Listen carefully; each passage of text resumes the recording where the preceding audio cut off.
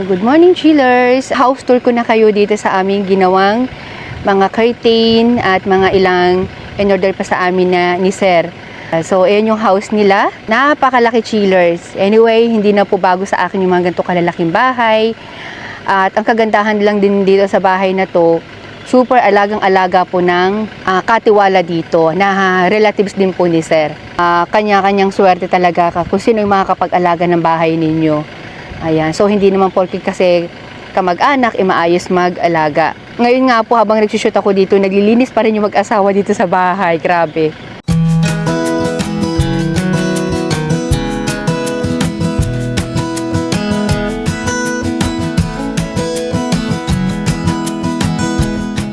So, i-follow na lang din po ninyo ako sa aking FB page, Relaxing Cheers Vlogs, para makita nyo po yung ibang mga video ginawa ko dito. Ayan. Ay, hindi na nga lang po ako nakakuha ng clip na gabi dito. Napakaganda rin dito, cheers, kapag gabi. Hindi siya tinipid sa ilaw, lalo na dito sa labas ng bahay. So, lahat na po yan may curtain. Ayan. So, nakikita nyo sa ating meds. Wala pa rin tigil sa paglilinis. Ayan.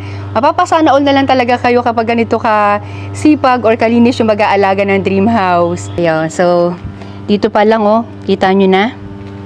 Ba? Oh. Lahat yan talaga inaalagaan nila. Ayan.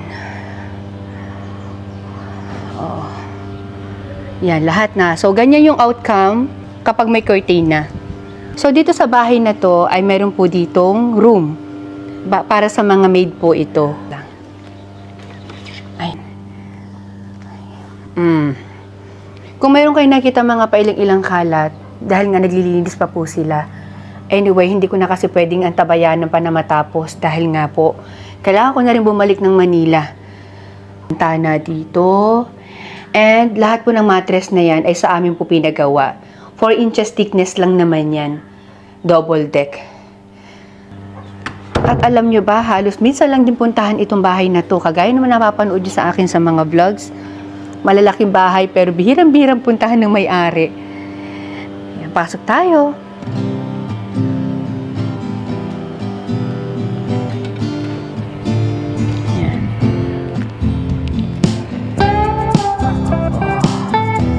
So, ito yung kanilang dining set. Ayan.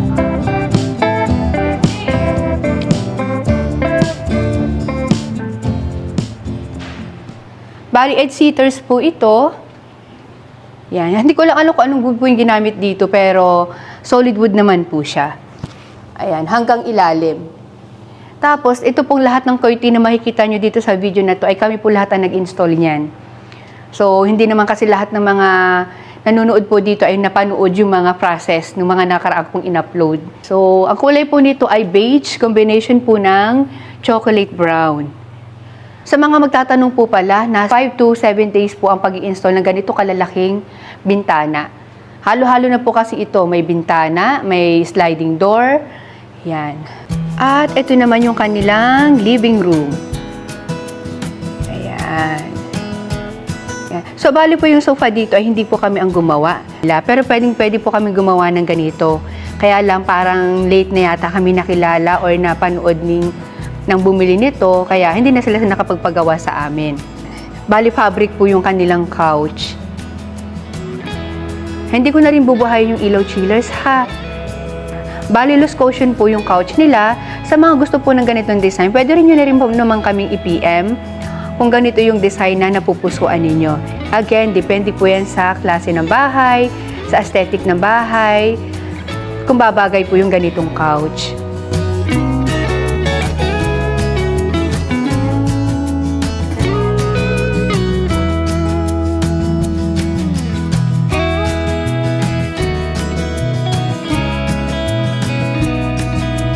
Ito naman yung kanilang bar, kitchen.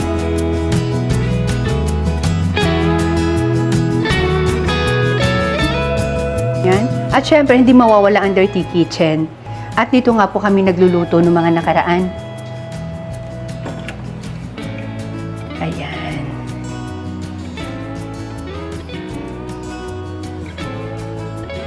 Ayan. At sa pinakang sala po nila ay merong 3 aircon.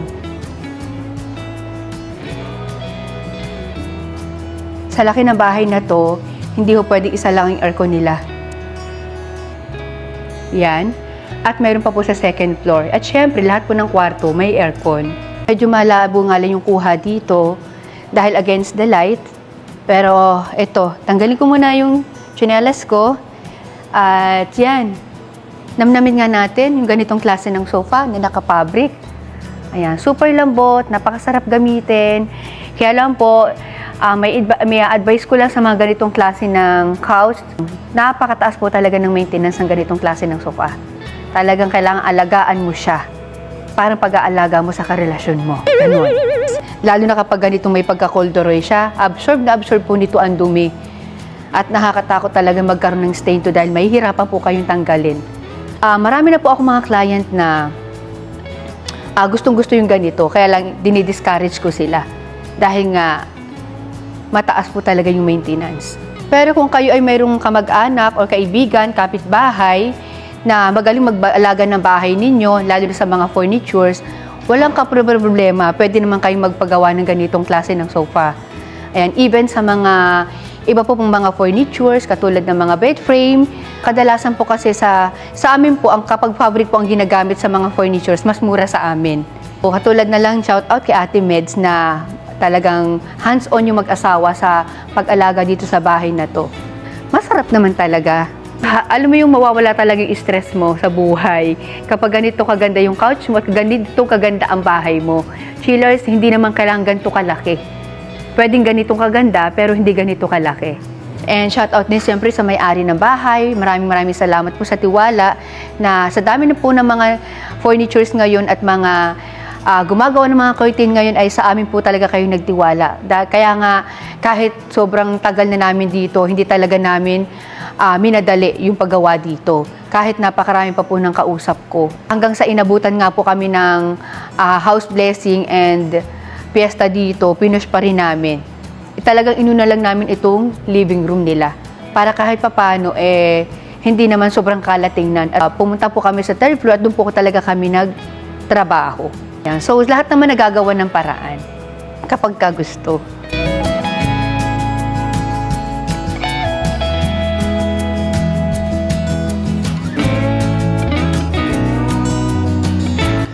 At meron nga pala sila dito mga high chairs, ayan, na-adjust po ang taas niyan.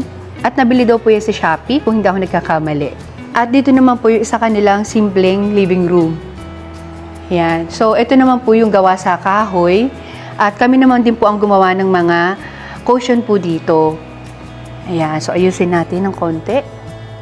Ayan. So, sa ganitong klase ng mga loose cushion, chillers, kunyari ito, napunta, kunyari ito yung zipper, di ba napunta dito, hatakin nyo lang papunta doon para bumalik sa normal. Tulad nito, wala na sa linya. Itong cordon para mapunta dito. Hatak lang po sa ilalim. Ayan. So, alawak dito, chillers. Sobra. And ito rin yung curtain na kinabit namin dito.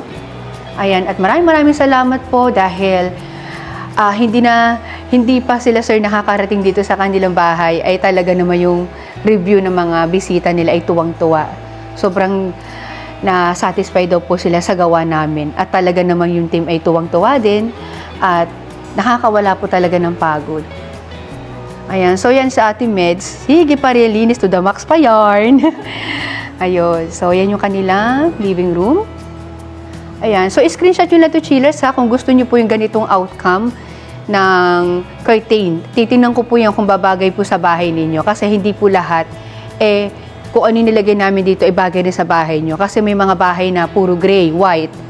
So, doon lang po tayo magbabase. Ayan. So, ito naman yung kanilang stairs. Ayan, papunta hanggang 3rd floor po yan. At isasama ko kayo dyan syempre mamaya. Ang ganda talaga kapag mayroong green na makikita sa bahay mo, no? Console dito at syempre hindi mawawala yung powder room. At gustong-gusto kong ginagamit to, chillers. Dito sa bahay na to, ito yung pinakagusto kong part. Dito naman yung kanilang first room. Ayan. Pasensya na kayo, chillers, kung medyo makalat po dito, ha. Hindi pa natatapos na Ate Meds. Mahina ang kalaban. Napakalaki ng bahay na to. Ayan. Ayan. So, yung mattress din po dito, kami rin po ang gumawa. May carpet. Ayan. Mapipix to ng may-ari kapag bumalik uli sila dito. Dahil nga, alam nyo na, nagbi-business na sobrang busy. Kaya, hindi talaga matapos-tapos. At may coffee table dito. Shout out sa mga malalaki ang rooms na mga naka-line up.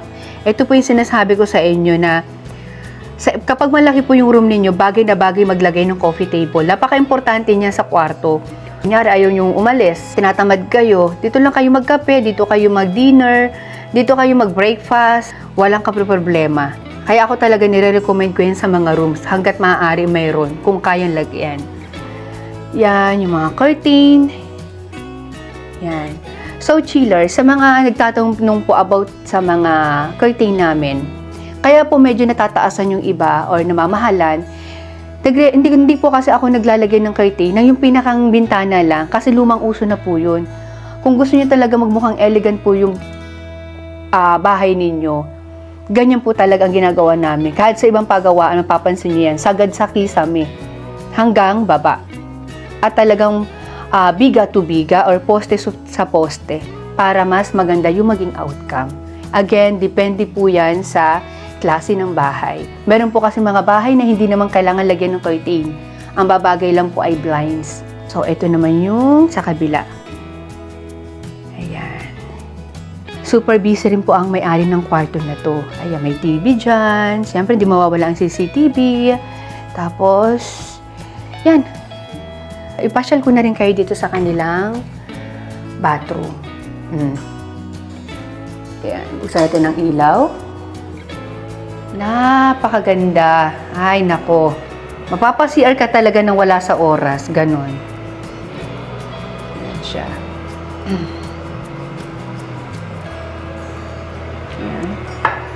Baka na naman may mga ilan-ilan sa inyo. Ayaw na naman pumayag magpa-video ng bahay kasi lagi sinasabi, maliit lang po kasi ang bahay namin, madam. Lalo kapag ka nakakita ng ganito kagandang bahay at ganito kalaking bahay.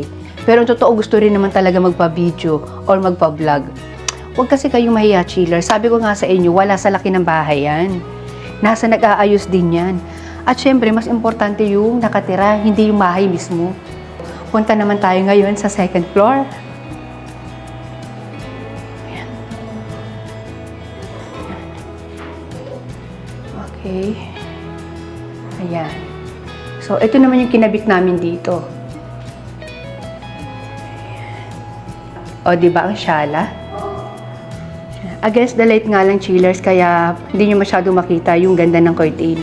And dito naman yung second floor nila.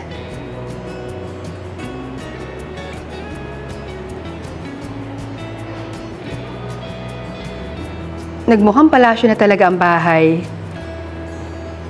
At again, may naglinis dito. Dito tayo ngayon sa first room. Dito sa second floor. Ayan. Ayan siya. Lahat din po ng mattress dito sa amin po pinagawa. Okay. Next.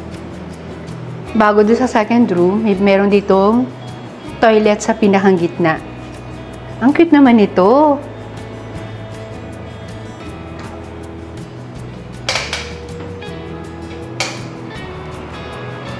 Alam nyo, isa sa nagustuhan ko dito sa bahay na to, ang lalaki ng mga bathroom nila. Kahit sumayaw ka.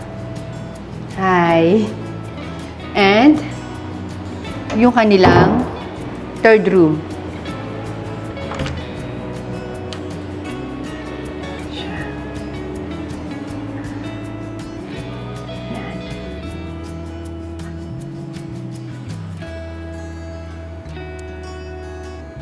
Diba ang shala?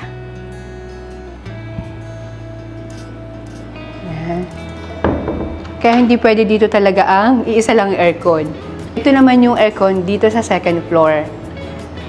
Ayan. Tsaka yung hallway nila, ang laki pa din, oh. Okay. So, ilalagay ko po sa screen ninyo ang architect or engineer na gumawa po dito. And ito naman yung master's bedroom. Ayan. Bali may TV po dyan, andito. So ipapalipat ko po yung TV ngayon dito. Hindi na naibalik ng mga workers ko dahil nakalimutan at siguro dahil sa sobrang pagod na din. Anyway, papaakyat ko na lang po mamaya-maya after ko po mag-shoot.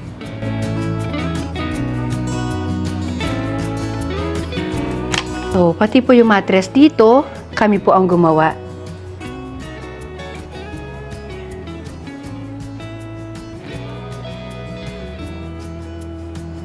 Sa mga bed frame po, tinitinan ko rin po sa mga ocular namin kung ano yung babagay na design sa mga kwarto ninyo. Ayan, pati po yung sukat, pati po yung gagamit. Kagaya po ngayon, mga naka-line up sa amin ay malalaking tao, mga 6-footers po, dahil mga foreigner po. Ayan, so talagang nire-recommend ko sa kanila is American size. So, ito yung master's bedroom dito at napakaganda. Ganda-ganda ako sa bahay na to. Marami kasing bahay na ang laking tingnan sa labas, pero pagdating po sa loob, maliit. Ito hindi. Kung ano yung nakikita nyo sa labas, ganun din kalaki yung loob ng bahay. Ayan, napakagaling po. Bravo sa gumawa ng bahay na to. So, ito yung kanilang chairs dito sa master's bedroom. Ayan. Kaya-kaya din namin gumawa ng ganito chillers. Kikay-kikay lang. Ganda. Ganda ng pagkaka-set up. At ito naman yung bathroom.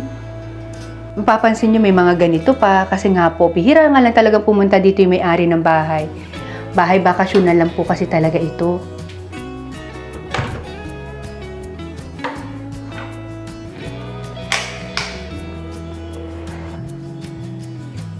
Bathroom dito. Bilib ako kay Ate Meds na kahit napakalaki nitong bahay ay nami-maintain talaga niya yung linis. Mapapasana all ka na lang talaga. At ganito naman yung outcome pagkagaling mo dito sa bathroom. The last but not the least, third floor na po tayo.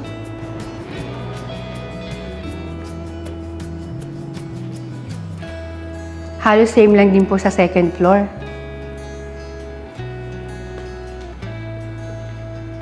At ito nga po yung ginamit namin na guest room.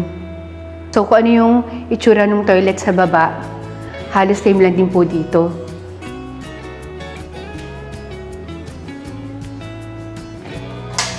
Yan. May konting kalat dahil naglilinis pa po si Ate Meds. Pasensya na po.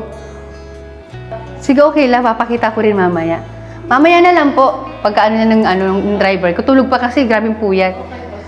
Okay. So, ayan si Kuya Bobs. Nasama ko naman kayo sa terrace dito sa third floor. Ayan. At ito yung pinakang gustong-gusto ko rin dito sa bahay. Yung third floor. Yung nga lang talaga makapagod kang umakyat.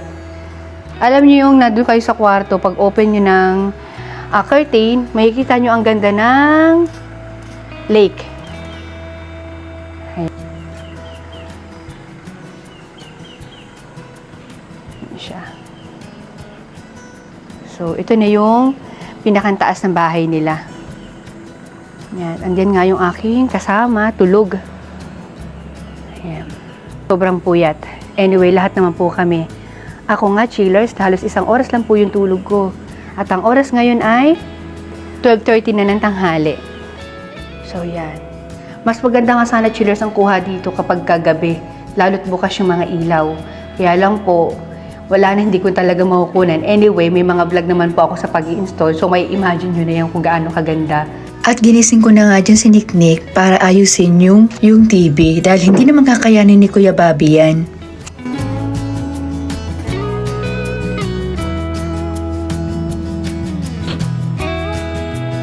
Ito po. Okay. Sana maano po ito? Sige, lalatag ko na lang. Again, chillers, bali nagbibigay lang po kami ng free na 4 na unang kapag one set yung ino-order sa amin. Dahil nga po malaki rin yung order sa amin ni Sir Patrick, kaya 4 na una na lang din po ang binigay namin sa kanila per bed o per mattress po siya. Ayan. Ang swerte nga ng mga dito, ng mga bagong client ko kasi marami po kaming mga kinuhang mga bagong tela na pang mattress. Mga ganito chillers, oh. Ang ganda ng neto ng tela. Alam niyo naman ako, napakahilig ko sa mga print na mga tiger, leopard.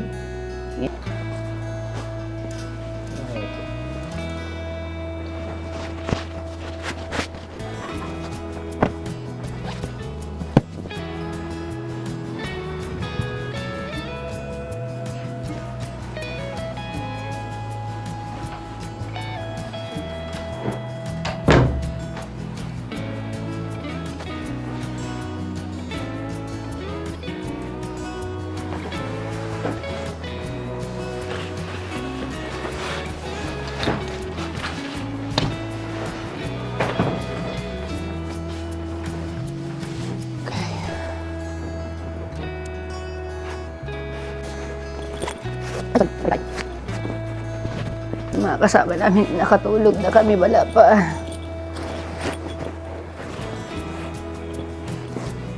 Napakadaling ibalot kapag ka may first cover. Yun din yung purpose ko. Tsaka hindi sobrang mamaho yung mattress ninyo. Yan. Ang ganda ng cover niya, no? Ang kapal. Kung tutuusin, pwede rin po yan sa pang-sofa na cover. Pero, ginagawa ko lang cover sa mattress. 6 inches thickness po ito. Yan.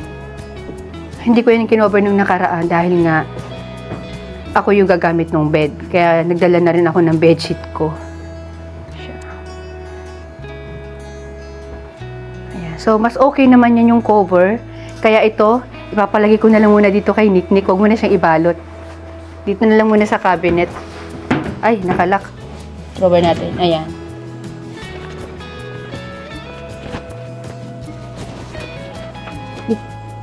Latag nito. Malapad na. So, ang gawin natin, iaangat to sa ilalim. Habang muna.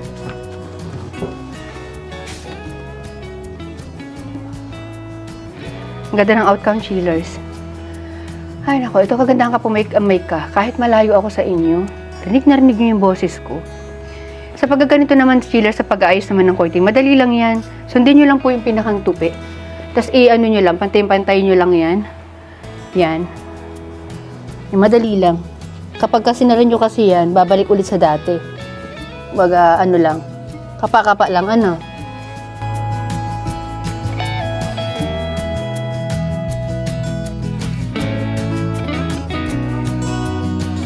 At in-upgrade ko nga pala itong curtain ties para kahit paano may iba-iba naman. Maraming ang mga design na pangkikay na ganyan, kaya lang hindi po pwede sa laki ng mga curtain na kinabit namin dito. Kaya nag-DIY na nga lang ako, naghanap ako ng magandang klase ng tela at yun ang ginamit ko dyan. At perfect naman yung naging outcome. Dahil kapag gusto mo talaga yung ginagawa mo, ay naku, magiging malikot yung utak mo. At sa mga iba pang gagawa namin ng curtain, ay naku, makikita nyo na naman talaga yung mga naiisip kong DIY pero maganda. Lalo-lalo na siguro sa mga malilit ang curtain. Kaya nga sa ngayon, pinag-aaralan ko talaga yung mga gagawin namin na mga curtain ties, curtain holder, para sa mga ganito kalalaking project. Ayan, so paano chiller, sa mga gusto pong umorder, nasa screen lang po ninyo ang aming contact number at sa price naman po pakibasa na lang. Dito sa amin, mura pero hindi basura, kaya subscribe ka na. Bye!